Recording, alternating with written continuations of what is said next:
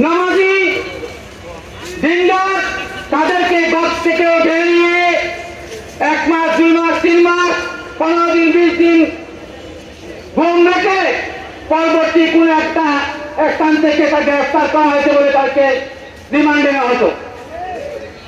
তার প্রমাণ শুধু আমি নই, সাক্ষী আমি নই, জাতীয় সংঘের রিপোর্ট এসেছে।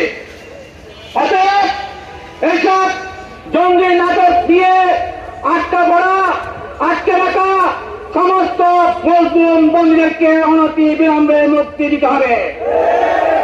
সংগ্রামী জনতা, আপনারা জানেন এদেশে বৈষম্যহীন কারামুক্তি আন্দোলন এটা কোন রাজনৈতিক প্ল্যাটফর্ম নয়, এটা হচ্ছে মানবাধিকার বঞ্চিত অসহায় ধর্ম বর্ণ নির্বিশেষে সকল কারাবন্দী মজলুমের পক্ষে এই সংগঠন কাজ করছে।